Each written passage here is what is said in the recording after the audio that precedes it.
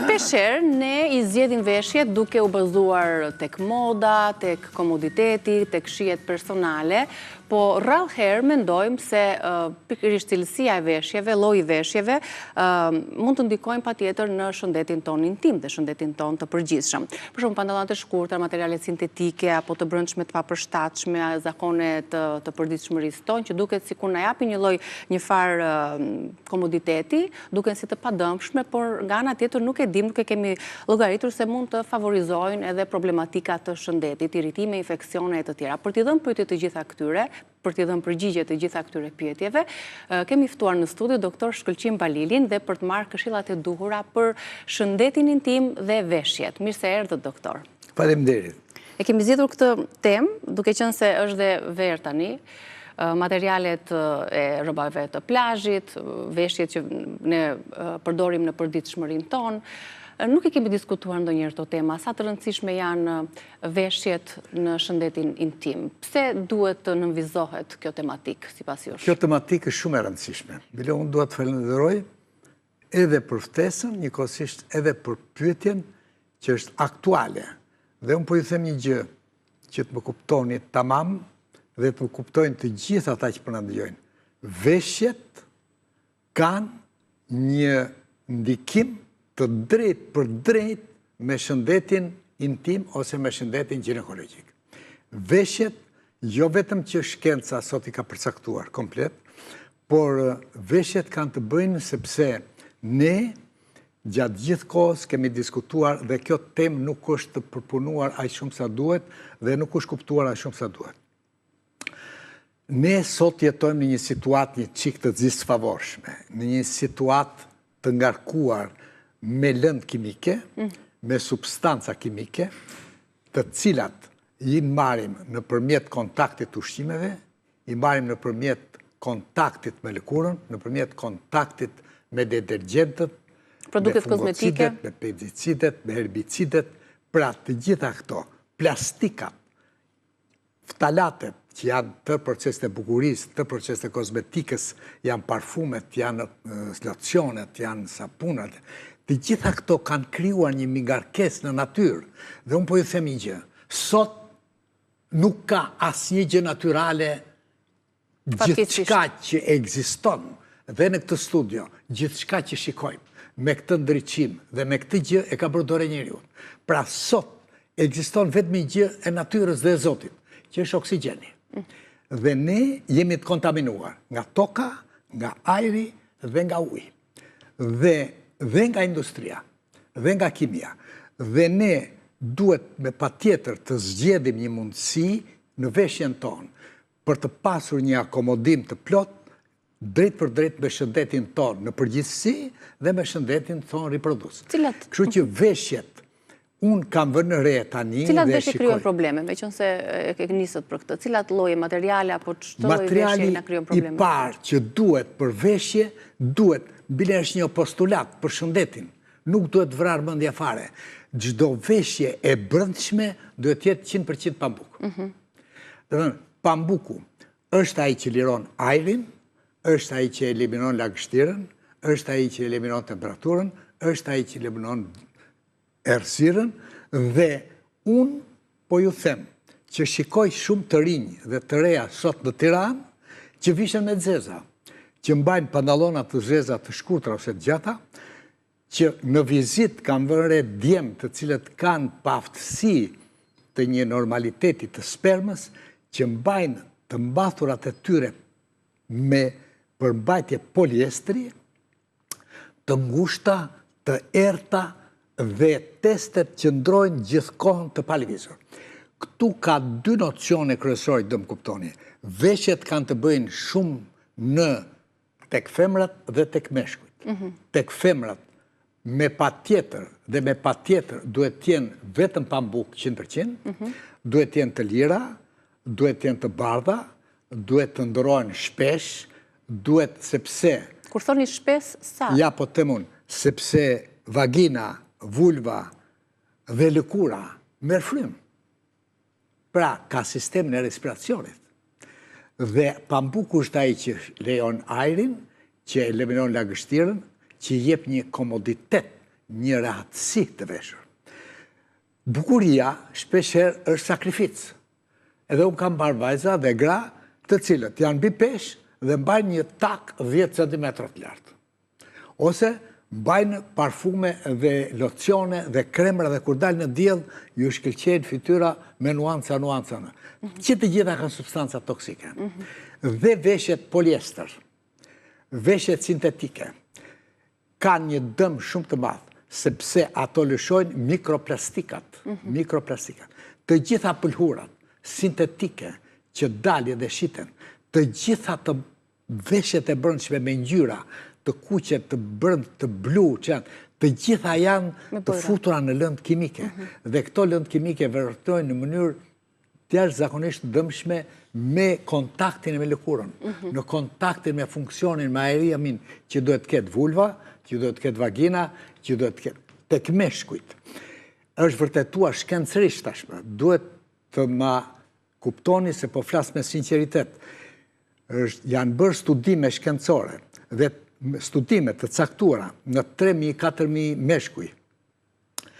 Janë mbajtur 3 muaj veshje të brendshme poliester dhe poliestri si lëndë kimike dhe jo transparente, jo permeabël, që nuk lejon ajrin të hy brenda, në fërkim me skrotumin, me organi që mban 2 testet, ka krijuar voltazh elektrik dhe sperma ka pushuar dhe ka shkuar puna deri në azospermi dhe është riparuar mbas 3 muaj. Pra mund t'ja vëmë fajin veshjet e brendshme, sidomos të meshkujt, duhet t'jenë patjetër 100% pabuk. Bile unë ju them në njerë dhe qeshin, duhet t'jenë të bardha, duhet t'jenë me 3 komça të hapura, duhet t'jenë të lira, sepse shtrëngimi ka të bëjë 2 gjëra. E para nuk lejoj qarkullimin e gjakut, e dyta i mban errësirë, i mban të palvizura dhe tek meshkujt ka një tjetër fenomen që është aktual dhe shkencor, është temperatura. Pra, Zoti meshkujt i ka bërë që testet të qëndrojnë jashtë trupit. Dhe testet, sot shkenca ka përcaktuar 4 gradë, 5 gradë në temperaturën e trupit.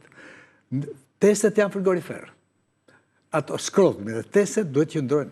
Nëse testet marrin temperaturën e trupit, sperma pushon. Për shembull, po ju them, një mashkull i shëndetshëm, një mashkull që rri gjithë ditën në zyrë, një shofer që punon me orë të zgjatura me makinë, një njeri që lahet që shkon në sauna, një tjetër që lahet në vas të nxehtë, një guzhiner, një tjetër, me këta që përdorin, ose këto që përdorin radiografi këto, të gjitha kanë efekte.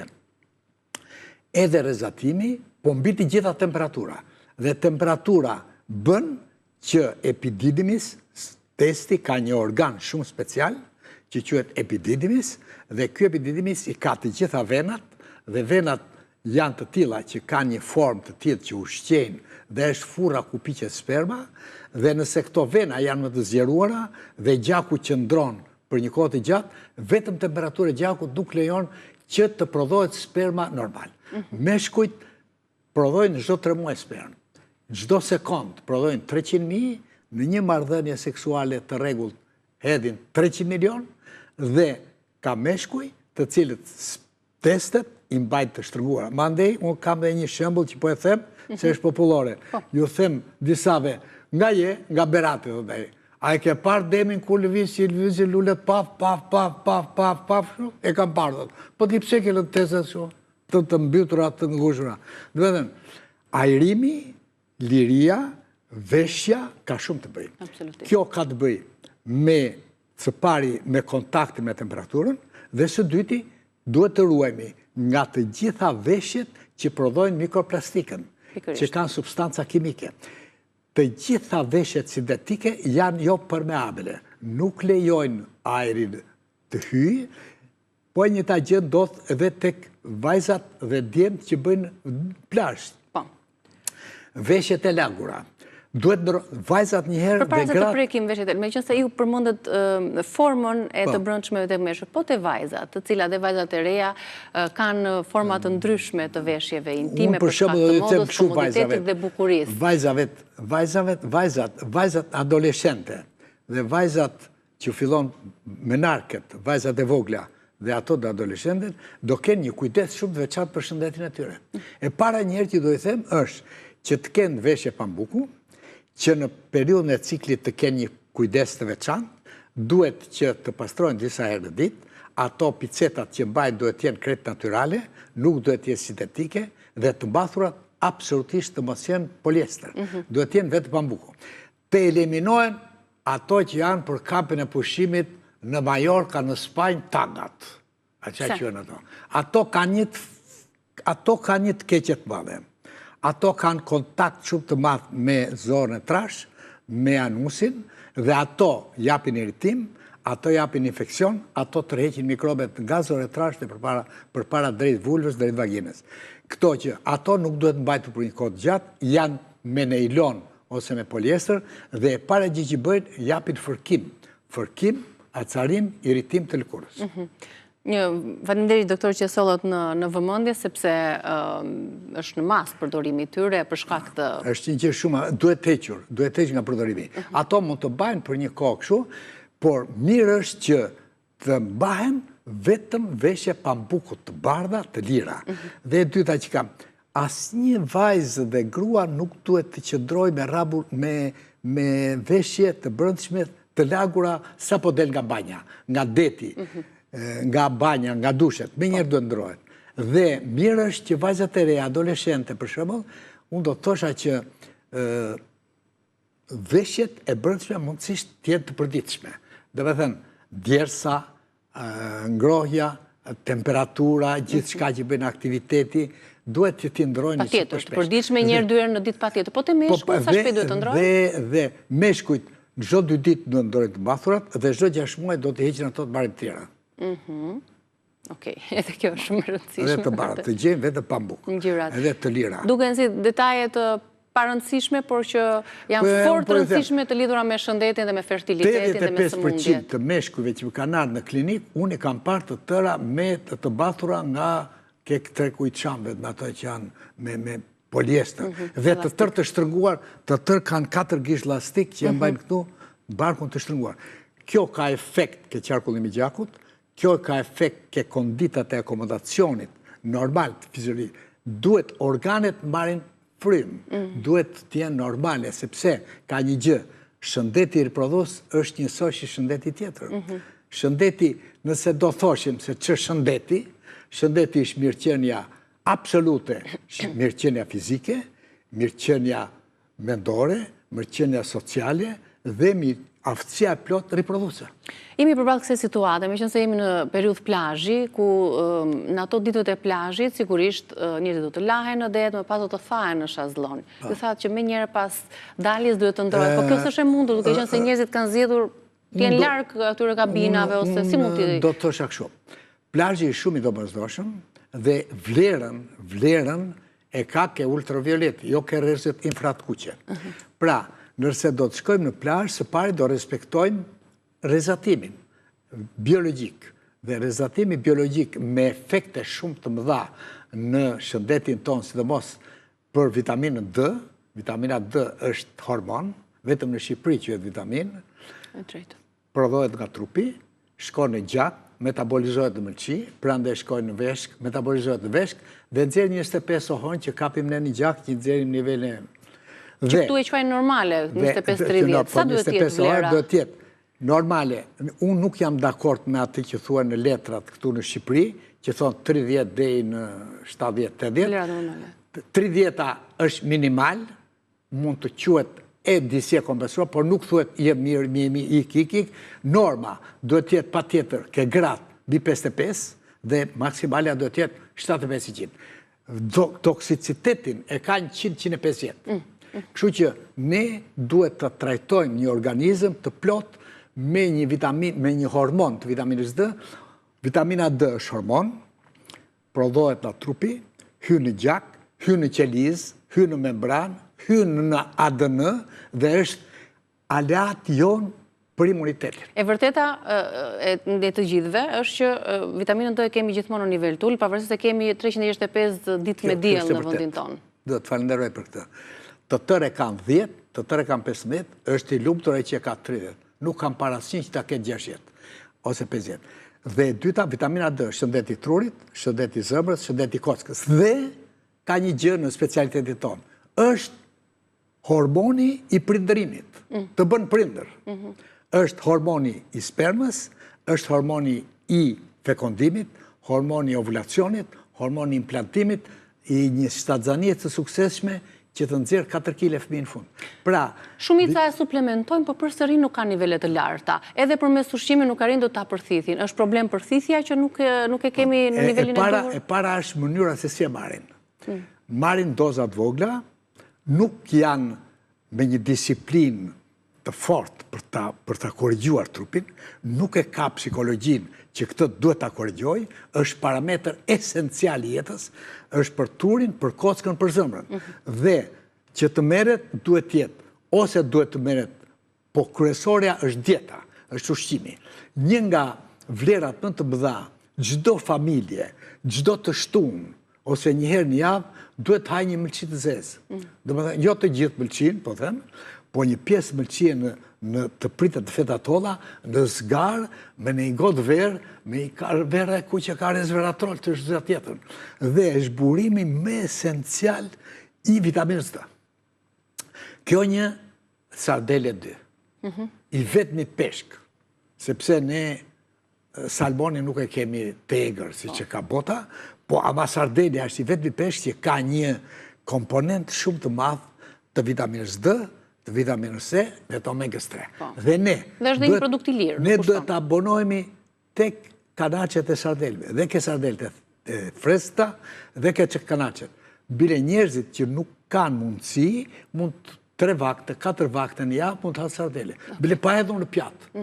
Aty të hapi sardele dhe në vaj ulliri, qartë. Të ndalemi pak tek infeksionet që shfaqen tani nga rrobat e plazhit, sepse janë më masive nga pishinat, nga rrobat e lagura. Është kjo këshilla. Çfarë këshilla shkeni? Këshilla është kjo. Sa po të dalin nga uji, duhet të ndrojë të mbathurat. Veshjet. Pra, baroj banjën, ajo duhet ketë mundësi të shkoj diku të ndrojë vishët dhe të thata. Qëndrimi i veshmbathjeve intime të lagura, duam apo s'duam ne, thahen, irritojnë lëkurën, japin irritacione dhe keni parasysh. Sidomos kur nuk janë pambuk, veprimi mikroplastikës është 100%. Kështu që ato duhet të shkojnë, të bëjnë banjën dhe të veshën të mbathurat të tjera për të qëndruar. Nëse do lajnë çdo 5 minuta, nuk ka mundësi që të shkojnë të ndrojnë 5 herë. Por problemi është që do të lajnë, do bëjnë banjë dhe kur kanë për të qëndruar për kohë të gjatë, me siguri duhet të ndrojnë të vishen me të mbathura mundësisht pambuku, të lira dhe do të ndejnë vetën rehat me njerë. Pastaj, nëse sa do pak ka një çrregullim, ka një kruarje, ka një parehati, ka një pezbatim, ka një infekcion, me njëherë ke doktorit tyre. Patjetër, dhe këto janë dhe më të shpërfaqshme tani në verë këto problematika, këto parehati dhe qoftë edhe infekcione më të rënda të cilat duhen patjetër të trajtohen. Po larja e rrobave intime kryesisht. Sa e rëndësishme është gradacioni, sapunët që zgjidhen për larjen e veshjeve, dhe këto sa irrituese janë në të njëjtën kohë. Unë do t'ju them një gjë, ose 2 gjëra më mirë se më kujtuan tashti. Para njerë është që duhet të më dëgjojnë të gjithë vajzat dhe gratë, të më dëgjojnë, dhe vajzat e reja dhe ato që janë adoleshente. Ju lutem shumë, në çdo urinim që bëni, do larni vetëm vulvën dhe vagina nuk lahet. Pra, është absolutisht të ndaluar dhe është e pakëshillueshme dhe nuk është shëndetësore që në vagin të futet ujë, në vagin të futet sapuni, në vagin të futet tamponet, në vagin të futen mjetet tjera. Të lagura. Sepse vagina është mbreti i funksionit. Ka 3 funksione. Ka funksionin seksual, ka funksion menstrual, ka dhe funksion e lindjes. Është organi brendshëm dhe vagina, unë e kam thënë dhe herë tjera dhe po e them prap, duhet jetë e lumtur. Dhe tani po hidhni poshtë një mit, pra nuk duhet as të fshihen as të lahen vajzat? Duhet të lahet vetëm vulva me ujë të rrjedhshëm të vakët, të pastër. Dhe i mundësisht, mos u fshini me letra, as me peshqir, as me piceta, as me një. Është një zakon që kam marrë vesh që fshien nga mbrapa përpara. Infeksioni futet me njërë. Juve në çdo banjë të bëni, në çdo lagje që bëni, do ndroni të veshjet intime dhe njëkohësisht përdorni tharjen e flokëve. Si që vemi ne dhe lajmë duar dhe i vëm kë ajo aparati që në thanë, ajo do thanë. Sepse peshqiret, pëlhurat, picetat, janë të gjitha me mikroplastika. Po ju them një gjë, kote fundit shkenca ka vërtetuar, në një pik ujë, që ne pim direkt me atë shishen gjësh kilse, janë 200 milion mikroplastika që futen në trupin tonë. Aq më tepër kur to qëndrojnë dhe në temperaturat larta. Dhe mikroplastikat janë rruzat vogla, më të vogla për 5 mikron, të cilat ne nuk i shkojmë me sy, që futen nga lëkura, që futen nga ujit, që futen nga ushqimit, dhe që shkojnë në gjak, dhe janë mysafir të panjohur, që janë futur, që imitojnë, janë shpërbërës hormonal, janë futur në gjak, imitojnë receptor. Jo, tek femrat, është një hormon i lullëzimit femrët që është estrogeni. Po futën këto hormone, ato imitojnë si estrogen jo natural. Blokojnë receptorët tanë, receptorët fiziologjik dhe shpërbëjnë hormone dhe kryon një anovulacion, një cikl me dhimbje, një infertilitet, një mbipesh dhe në gjendjet që predispozojnë sëmundje kronike. Mes shumë faktorëve të cilët ekzistojnë sot që nga ushqimi i ajrit, stresi e meradh, janë edhe veshjet problematika të gjitha veshjet brenda të e tjerave. vjetra dhe të gjitha veshjet që janë të ngjyrosura, qilimrat dhe veshjet tjera nxjerrin pjesë të vogla që s'duken me sy, të cilat inspirohen, thithen. Kështu që gjithçka ju lutem me përpjekje bëni që të visheni me pambuk. Përveç veshjeve dhe ne kemi në shtëpi të gjitha këto, me objekte të ndryshme, me enë. Të keni kujdes shumë në kontakte me detergjentët, me këto larësit e banjave, me ato që përdoren në shtëpi, me të kuqen e buzëve, mos merrni diganet të cilat nuk ngjisin, po digani që ngjit është më mirë. Dhe asnjë enë plastike në shtëpi, as lugë, as pjata, as pirun plastik, as një ngrohje në mikroval dhe as një ushqim që mbahet me plastik në frigorifer. Gjithçka do t'jetë inox ose xham. Dhe në shtëpi, mundësisht do t'a bleni ujit, do t'a fusin një shishe në qelqe dhe me atë duhet të pini vazhdimisht. Jo të ri për një kohë të gjatë në plastik. Plastika 1, biselvone, me ftalatet dhe me të gjitha edhe perimet që marrim ne, duhet të lahen me kujdes të gjitha, sepse cilat kanë fungocide, herbicide, vezët që marrim ne, mishin që marrim ne. Mishi, vezët, janë 2 milion pula që nuk e shikojnë barin me sy që prodhojnë vezën nga koncentrati. Po kështu dhe mishi. Ushqimet e përpunuara, ushqimet e shpejta, ushqimet e paketuara që shikojmë në market, të gjitha janë lëndët përpunuara. Të gjitha. Fast foodet, pizzat, Coca-Colat, lëndjet e sheqerosura, ujrat e gazuara me ngjyra, bravo që janë ta, kanaqet, të gjithë veshja bëhet me plastik nga brenda. Kështu që pra jemi gjithmonë të rrethuar, doktor, nuk kemi nga t'ja mbajmë, jemi të rrezikuar, por ne do kemi të shëndetin me gjëra. Do me thënë, shëndeti, veza është e mirë, peshku është i mirë, mëlçia është e mirë, fileto e pulës është e mirë, mishi, yndyrnat.